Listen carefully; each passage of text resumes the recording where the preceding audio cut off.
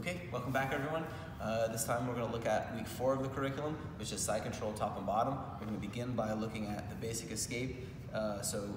Beginning in side control bottom, hip escape, replace the full guard. And then we'll look at 2 attacks from the top when you trap one of your partner's arms. We're going to begin with the escape. Okay.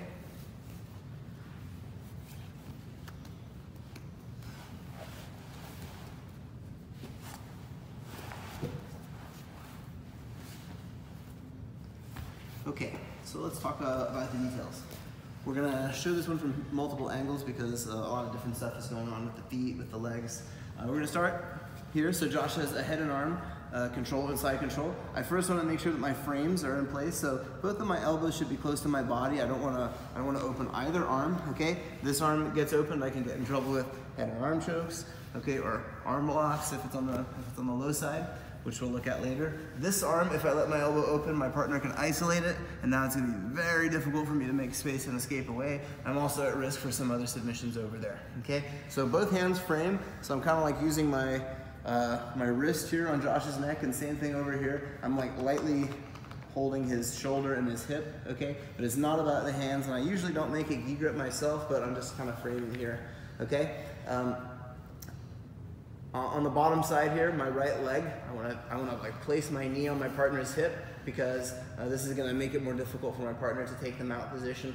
If both feet are flat, it's really easy for my partner to put a foot up and go to mount. So instead, I leave my knee on my partner's hip, and now if he starts to come up, he actually helps my escape because he makes the space that I need to insert my knee back in front of my partner. Okay, so I like to often begin this escape with a bridge into my partner to make him a little unstable, and then I'm gonna hip escape away. So big bridge in and then hip escape away, right? And what I wanna do with the space I've opened is I wanna bring my knee under my partner's body. So my knee should go kind of like across, my shin is connecting with my partner's belt, okay? So I'm framing my partner out, okay? And my hands will still be here. Okay, now as soon as I get my knee in, I wanna take my back leg and step it over my partner's back leg as well to hook his leg. This is important because it attaches me to Josh, okay? If I have this, if Josh tries to like walk around my guard and repass, he's like quite a bit more stuck. Whereas on the other hand, if my leg is up or something, my partner can usually, or will have an opportunity at least to repass my guard. So I use my back leg to attach myself to my partner. Once I've done that, I'm gonna take my frames out and hold behind my partner's back. What I wanna do now, this is maybe the most complicated part. I'm gonna take my shin, I wanna push my partner away. At the same time, I rotate my knee to the ceiling and my foot to the floor. Okay, so I rotate, okay, I kind of hip under my partner, and this is gonna bring me to this position where all that's left is my foot is trapped between my partner's legs. To free my foot, I wanna hip out all the way to the other side. So keep hipping, right? And then my foot will hop out. I'll be able to circle and replace closed guard. Okay? Let's do the same thing, other side. Okay, so I have my frames, elbows close to my body, knee on my partner's hip, big bridge, hip escape away, strip my knee in across, catch my partner's back leg. Sometimes folks have trouble catching the back leg here, especially if you're just stepping. So I'm gonna angle my foot down, right? So I'm like circling my leg and kicking down and in.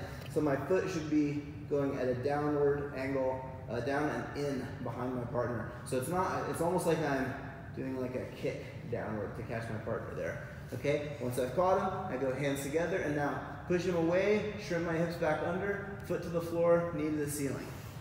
Okay, and once I'm here, usually a good partner will close tightly their leg against my foot so that I can't replace the guard.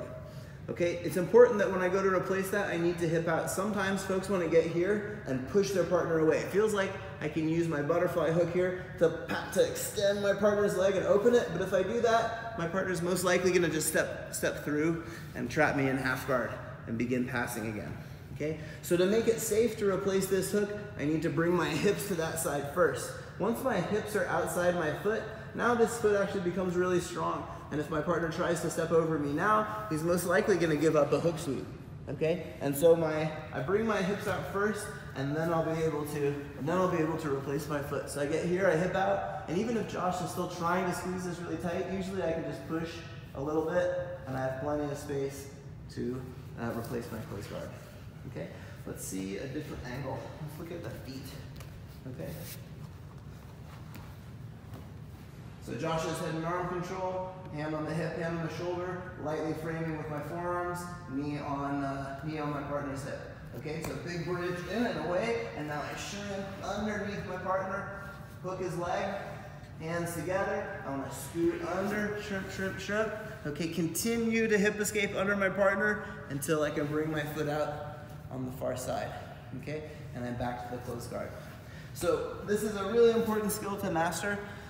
Side control tends to be a position that people get stuck in a lot. It's probably the disadvantaged position that you'll find yourself in the most often, so it's important that you devote some time to your side control escapes.